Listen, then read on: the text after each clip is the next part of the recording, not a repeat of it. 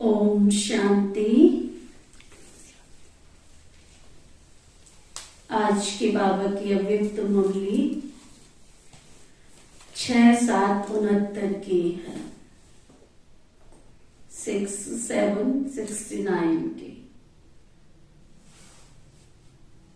और विशेष बाप दादा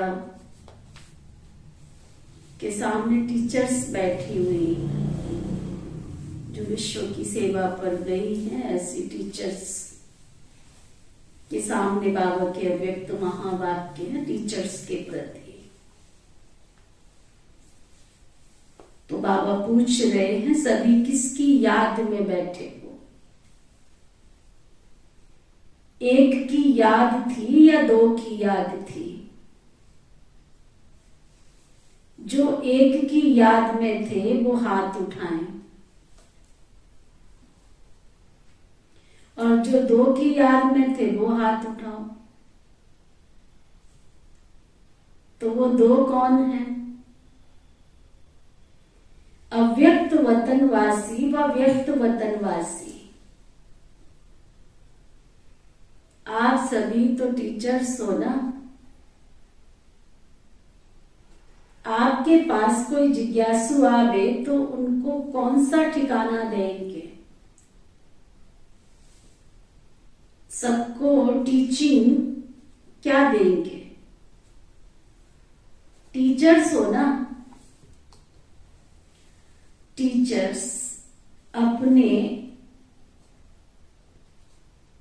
टीचर का शो निकालते हैं ना। जिज्ञासु को जिस रीति परवरिश करेंगे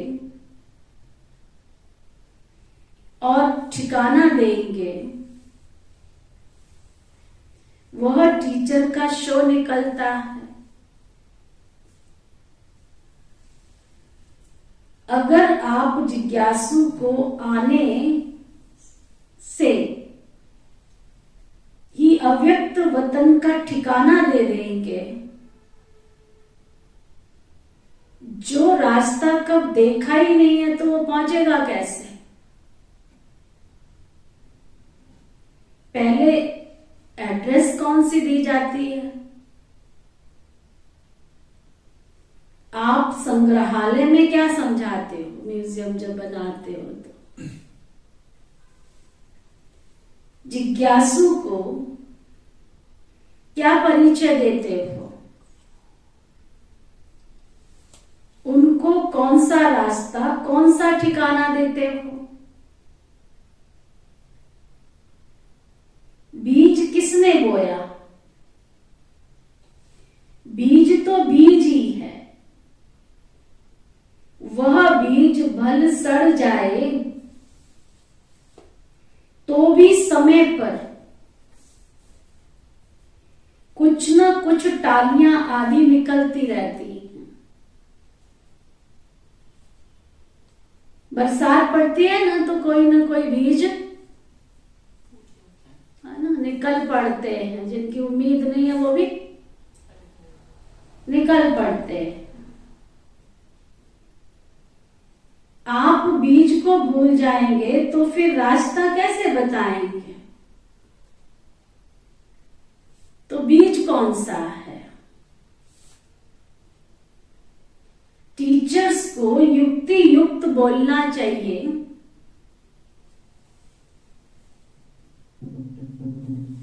छोटे बच्चे तो नहीं हो ना।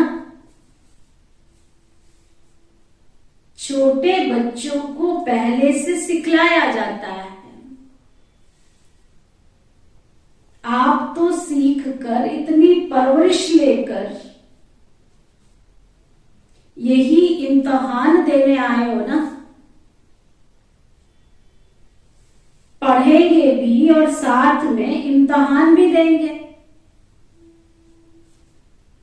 दोनों कार्य इकट्ठे चलेंगे।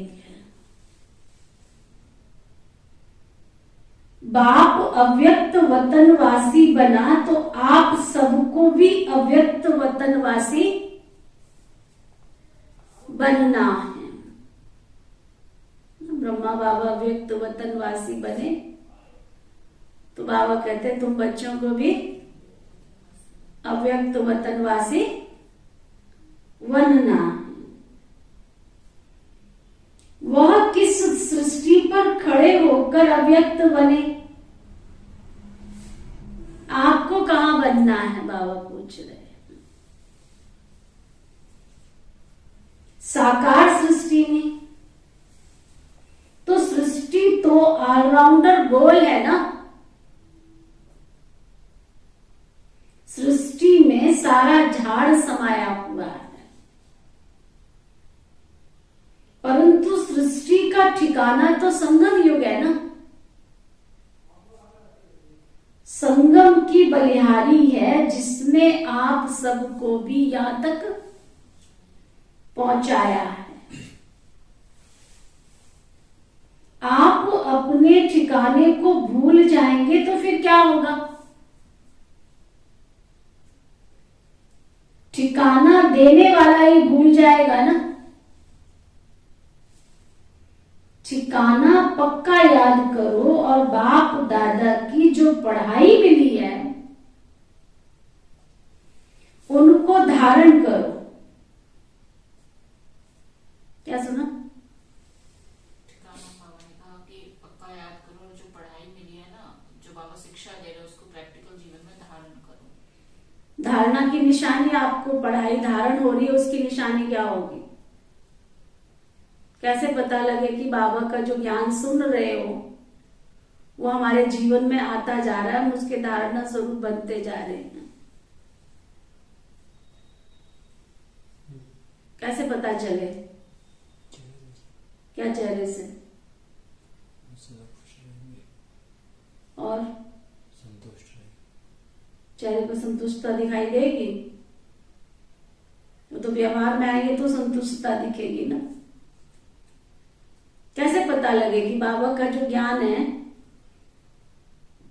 वो मेरे अंदर जा रहा है? निशानी तो बाबा बता रहे हैं, उनकी धारणा में क्या दिखाई देगा? धैर्यवत होते जाएंगे, अंदर धीरज आएगा। सुन रहे? चल चल चल चल। जब तक हमारे यहां पे स्थिरता नहीं है ना, जीवन में स्थिरता नहीं आएगी। बाहर की दुनिया में जितनी जल्दी हो होने दो, लेकिन यहां जल्दी नहीं होनी चाहिए। सुना? अग्गा छोड़ पीछे को धाए, पीछा पाए ना आगे पाए नो। धारणा अगर हो रही है तो जीवन में क्या दिखाई देगा? धैर्यवत। कोई भी काम धीरज के साथ करो, शांति के साथ करो। शरीर को दौड़ा के कभी भी शांति नहीं होती है, मैं आपको बता रहा हूं। अगर यहां शांति है, यहां धीरज है ना, तो आपके काम बिल्कुल क्लियर होंगे। ब्रह्मा बाबा के सामने बाबा से मिलने के लिए एक युगल गए तो वो रास्ता भूल गए, देर से क्लास में पहुंचे तो बाबा को आके कहते, बाबा आज हम आपकी याद में थे ना, इसलिए हम आगे निकल गए, रास्ता भूल गए। तो बाबा ने क्या कहा? अगर बाबा की याद में हो तो कभी भी रास्ता नहीं भूलोगे। इसका मतलब तुम और किसी याद में थे, बाबा की याद में नहीं थे। एक बहन से ग्लास टूट गया, कांच का ग्लास टूट गया। वो लेके आ रही थी किसी को पानी पिलाने के लिए। ब्रह्मा बाबा के पास मम्मा बाबा साकार में थे, उनके पास बात पहुंची, क्योंकि थोड़े से लोग थे तो छोटी छोटी बात भी पहुंच जाती थी। तो उसने कहा, बाबा मैं बाबा की याद में आ रही थी ना, तो मैं भूल ही गई। बाबा ने कहा, अगर तुम बाबा की याद में हो तो उसकी निशानी तुमसे कभी यज्ञ का नुकसान नहीं होगा।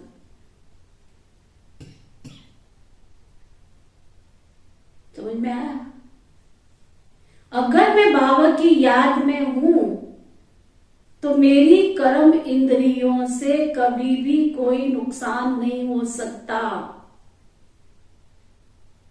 मैं कोई भी बात भूल नहीं सकता, क्योंकि मेरी बुद्धि में कौन बैठा? बाबा। और बाबा कोई भी गलत काम नहीं करा सकता। समझ में आया? तो बाबा कह रहे हैं बाप दादा की जो पढ़ाई मिली है उनको धारण करो। धारणा से धैर्यवत और अंतर्मुख होंगे। अंतर्मुखी होते चले जाएंगे। उससे कलयुगी रावण राज्य को खत्म कर देंगे। तो अब पढ़ाई का समय और साथ साथ इम्तिहान देने का भी समय है। ये हुई एक बात, तो ना, पढ़ाई भी पढ़नी है और साथ साथ अपने आप की परीक्षा भी आएगी, उसमें पास भी होके दिखाना है। क्या सोच रहे हो? कि पढ़ाई जो हम और कहीं ध्यान है आज आपका? नहीं, लग नहीं रहा है ना? बाबा की मुरली सुन रहे हो? सुन रहे। कल भी ऐसे ही गया, आज भी ऐसे ही हो। पढ़ाई के समय हमें पढ़ाई पढ़नी है ध्यान से। दूसरी बात, जरा ध्यान में रखो, इतना समय जो बाप दादा की गोद में पले और उसमें भी जो कुछ कर्तव्य किया, ऐसे भी हैं कोई कोई ने लज्जा के मारे बाप दादा से छिपाया, उल्टे सीधे कर्म किए और फिर भगवान से छिपा लिए। बहुत बड़ी बाबा बात कहने जा रहे हैं, सुन रहे हो? ये मत सोचना इसको नहीं पता चला तो चलेगा, कोई बात नहीं, लेकिन उसके पास सब पहुंच जाता है। कोशिश मत करना अपने आप को बचाने की, अपने आप को ज्यादा चतुर बनाने की कोशिश मत करना। बाबा कह रहे हैं ऐसे भी हैं कोई कोई ने लज्जा के मारे बाप दादा से छिपाया, ऐसे भी बाप को पहचान कर सब बाप के आगे रखा है। नहीं, जो समझते हैं ऐसी भी भूल हुई है। जैसे कोई अपनी भूल से भूल नहीं करते, परंतु अलवेलाईपन से भूल हो जाती है। तो ये सबको लिखना है। ये नहीं सोचो भगवान को सच्चे दिल से सारी अपनी गलतियां एक बार लिखकर दे दो, बता दो, मास्टर भगवान को सब कुछ बता दो। बाप दादा से जिन्होंने बात की उन्हों को भी लिखनी है सारी अपनी जन्म पत्री। ये अंत का समय है ना, 84 जन्म का हिसाब किताब यही चुप तो होना है। सच्चाई और सफाई अक्षर तो कहते हो, परंतु सच्चाई और सफाई में भी अंतर क्या है? अब कहते सच्चाई और सफाई में अंतर क्या है? उस अर्थ को अभी समझा नहीं है। अब उसकी गहराई में जाकर के सारा लिखना है। एक है सच्चाई से बताना और सच्चाई में भी सफाई से बताना। अव्यक्त वतन से बाप दादा बच्चों की सर्विस करने और साफ बनाने के लिए आए हैं। बाप सेवा करते हैं। आप सब बच्चों का शुरू से लेकर अंत तक बाबा सेवक है। सेवा करने के लिए सदैव तैयार है। बाबा को कितना फक्र रहता है, हमारे बच्चे सिरमौर हैं, आंखों के तारे हैं। जिनों के लिए स्वर्ग स्थापन हो रहा है, उस स्वर्ग के वासी बनाने के लिए बाबा तैयार कर रहे हैं। जो समझते हैं कि हम लक्ष्मी नारायण बनेंगे, इतना लक्ष्य पकड़कर फिर भी गफलत करते हैं। बुद्धि में रखा है कि हम लक्ष्मी नारायण बनेंगे, हाथ उठाते हैं हम लक्ष्मी नारायण बनेंगे, संकल्प करते हैं हम लक्ष्मी नारायण बनेंगे। बाबा कहते फिर भी लक्ष्य को पास रख के भी गफलत करते रहते हैं। इसलिए बाप दादा फिर भी सेवा करने आए। लेकिन ये भी याद रखना, अंत मत सो गति हो जाएगी। समय है नहीं, समय बहुत नजदीक आने वाला है। आप शेरनी शक्तियों को भुजाएं तैयार करनी है, तब तो दुश्मन से लड़ सकेंगे। अगर अपने में ही फेथ नहीं है, बाप दादा का पूरा परिचय ही नहीं है, तो न शक्ति सेना बन सकेंगे, न शक्ति पने के अलंकार अंदर आएंगे। अगर शक्ति अपने में धारण की तो फिर आने वालों को भी पूरा ठिकाना मिलेगा और वे सब शक्ति सेना में दाखिल हो जाएंगे। तो अपने को सच्चा जेवर बनाने के लिए सब खामियां निकालकर बहुत अच्छा बनना है।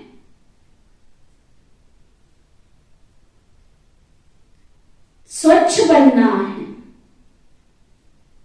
सोना कितने प्रकार का होता है? एक कानों को बाबा कई बार कहते हैं काटने वाला होता है, एक प्योर सोना होता है। और हाँ जी ज्वेलर साहब, कई तरह का होता है जी। कितने प्रकार का होता है? 3-4 तरह का होता है। कोई 9 कैरेट का होता है, कोई 12 कैरेट का प्योर होता है। तो प्योर ही है ना, चाहे 9 कैरेट का हो चाहे 12 कैरेट का हो। उसकी प्योरिटी तो उसके परसेंटेज के हिसाब से ही है ना। तो प्योर 9% है तो 9% प्योर तो है ना। 24 कैरेट प्योर होता है। 9% अगर है तो उसमें परसेंट 100% तो प्योर ही है ना सोना। जो 24 कैरेट होता है वो 100%। वो 100%। और जो 22 कैरेट होता है वो 90%। 90% होता है। और फिर उसके बाद 18 जो भी है, पर उसमें जो सोने की क्वालिटी है, जो क्वांटिटी है, हाँ उतनी पूरी होती है। वो तो उतनी पूरी होती है ना। बाबा का कहने का भाव ये है, कैरेट के हिसाब से। कैरेट के हिसाब से उसमें जो क्वांटिटी है, प्योरिटी उसकी उतनी। प्योरिटी तो उसकी उतनी ही है ना, चाहे 9 है चाहे 12 है चाहे 24 है चाहे 22 है। हाँ जी। कैरेट अक्षर निकल जाना चाहिए। बाबा कहते हैं अपने को करेक्ट करना है। अब करेक्शन करने का समय मिला है, ये अच्छी बात है, ये ध्यान पर रखना। बाबा ने समय दिया है, उस समय को बाबा कहते हैं अटेंशन रख के अपने में देखो, चेक करो। अभी तो बाबा कहते हैं समय मिला है, आने वाले समय में तो ये भी समय नहीं मिलेगा। देख तो रहे हैं आजकल, है ना। जो बाबा ने जिन दीदियों को दीदियां बनाना था उनको बना दिया। धरत परिये परंतु धर्म ना छोड़िए। तो बाबा कह रहे कौन सा धर्म मालूम है?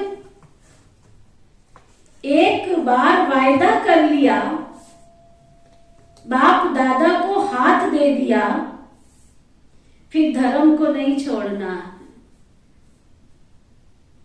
पतिव्रता नारी जो होती है ना, वो अपने धर्म में बहुत पक्की रहती है।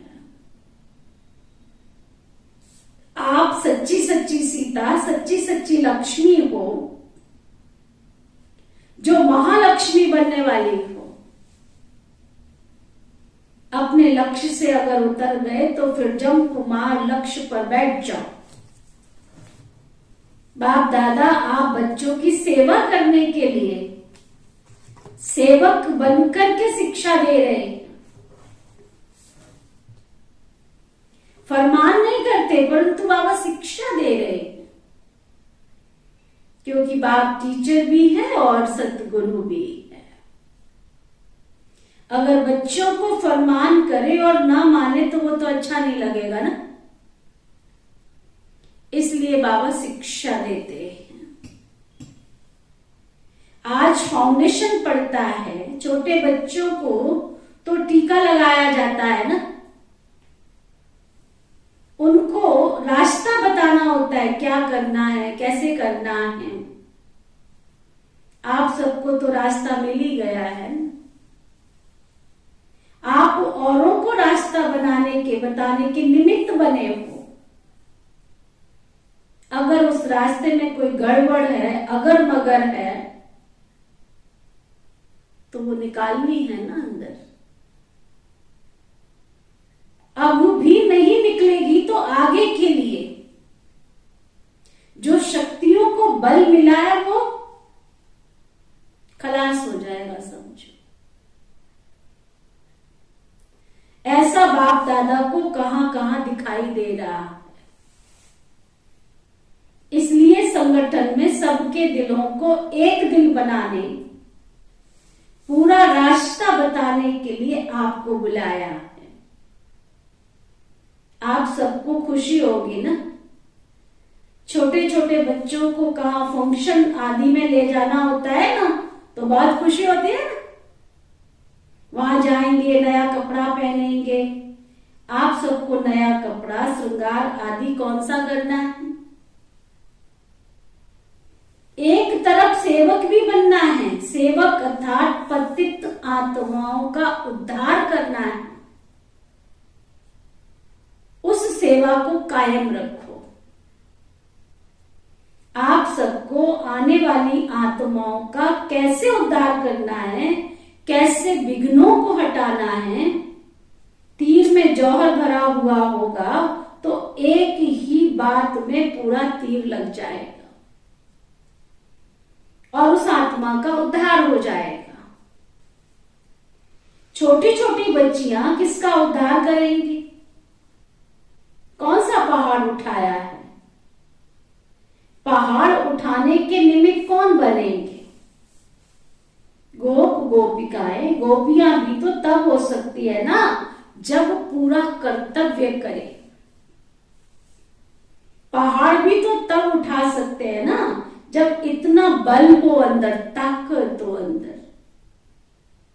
तो इन सब बातों की रोशनी देने के लिए बाप को आना पड़ा है। बाकी तो टीका तो एक ही बार बाप दादा ने लगा दिया। लाल टीका है या चंदन का? लाल टीका है सूरत की शोभा और चंदन है आत्मा की शोभा। तुमको जेवर भी सूरत की शोभा के लिए नहीं पहनने हैं। वस्त्र भी दुनिया को दिखाने के लिए नहीं पहनने हैं, परंतु आंतरिक अपने आप को ऐसा श्रृंगारना है, जेवर ऐसा पहनना है जो लोक पसंद व दिल पसंद हो। लोक पसंद है बाहर मुख और दिल पसंद है अंतर्मुख। समझ आ रहा है? तो अंतर्मुख होकर अपने आप को सजाना है। लोक पसंद भाषण किया, बहुत खुश हुआ, परंतु भाषा का जो रहस्य तंत्र है वह एक एक अपनी कर्म इंद्रियों में बस जाए, तभी तो शोभा हो। कर्तव्य से दैवी गुणों का शो हो। दैवी गुणों का क्लास होता है सजने के लिए। ऐसे ही सज सज कर संगम से पार होना है। समझा? बाबा कहते दिव्य गुणों का श्रृंगार करके पार होना है। अपने घर वापस जाना है ना। फिर घर से कहां जाना है? सतयुगी ससुर घर। कन्या ससुर घर जाती है, अगर पढ़ी लिखी अकलमंद नहीं होती है तो सास ससुर कहते हैं इनमें न चलने का अक्ल है, न उठने का अक्ल है, न बैठने का अक्ल है, न बात करने का अक्ल है। तो अब तुमको ससुर घर चलना है, तो बाप कदम कदम को नहीं देखते, परंतु तुम्हारी एक एक कर्म इंद्रियों को देखेंगे। कदम अक्षर मोटा है, कदम से पदम मिलता है, वह भी अपने कल्याण के लिए। परंतु कर्म इंद्रियों को सजाना है। आंखों में कोई देखे तो बाबा नजर आए, मस्तक में देखे तो आत्मा चमकती हुई मणि नजर आए। सुना, अगर हमारे चेहरे को कोई देखे तो बाप नजर आवे, शिव शक्ति नजर आवे कि ये कोई शिव शक्ति है, ये कोई साधारण सी आत्मा नहीं ऐसी वैसी, ये कोई विशेष आत्मा है, ये कोई अल्लाह लोग है, ये विशेष कोई आत्माएं हैं। ना, गहना पहन करके चलना। अब सजने के लिए किसके पास आए हो? बाप दादा के घर से अपने घर आए हो ना। सजाने वाले कौन है? जब सगाई होती है तो गहना बनाने वाला तो एक ही होता है ना, पहनाने वाला कोई दूसरा होता है। तो अब सज करके चलना है, समझा? बाबा ने इतनी शिक्षाएं दी है, उन शिक्षाओं को जीवन में धारण करके चलना है। तब जा समझू सजानी टीचर तो हो ही, 15 दिन की रिजल्ट मानो अंत की रिजल्ट है। इतना पुरुषार्थ कर प्रवीण टीचर सबको बनना है। फिर जब अपना सेंटर जाकर संभालेंगे ना, तो आने वाले को दृष्टि से सतयुगी सृष्टि दिखा सकेंगे।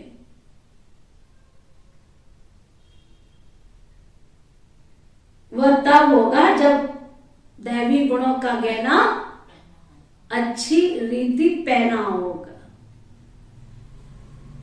अगर लापरवाही से कोई गहना गिर गया तो नुकसान भी होगा और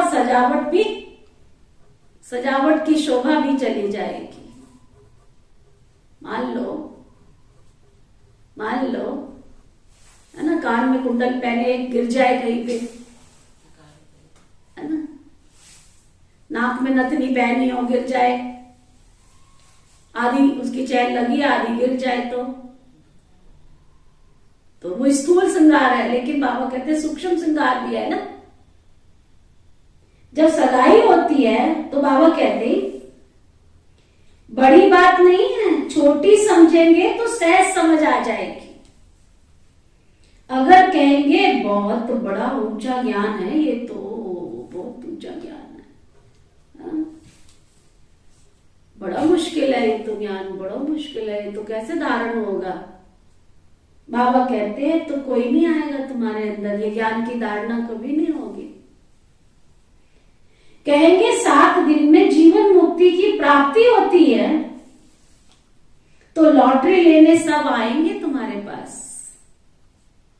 लॉटरी सब डाल देते हैं, तो ना, जब लॉटरी की टिकट मिलती है और किसी को पता लगे कि इस लॉटरी में तुमको इतना लाभ मिलने वाला है ना, सब खरीद लेते हैं उस लॉटरी को, सब लगा लेते हैं। अब किसको कुछ मिलता है, किसको कुछ मिलता है, ये तो सबका अपना अपना नसीब होता है। तो नसीब मानते, चांस है, देखे नसीब किसका लगता है, किसको बड़ी लॉटरी मिलती है, किसको छोटी।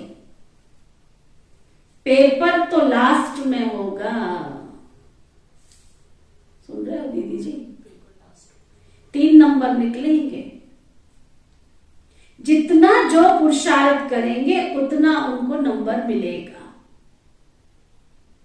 नसीब को बनाना खुद के हाथ में है। तो अब की इंतजार में नहीं रहना, इंतजाम करते रहना। पता नहीं कब बाबा हमको कौन सी जगह पर कहाँ यूज करके, 1 सेकंड लगेगी बाबा को तो विश्व के गिलोब पर खड़ा करना, कितनी देर लगेगी, है ना? किसी को अभी साक्षात्कार हो जाए कि फलानी जगह जाओ, वहां देवी बैठी है, कितनी देर लगेगी भीड़ होने में? पर देवी पहले सज के तैयार हुई है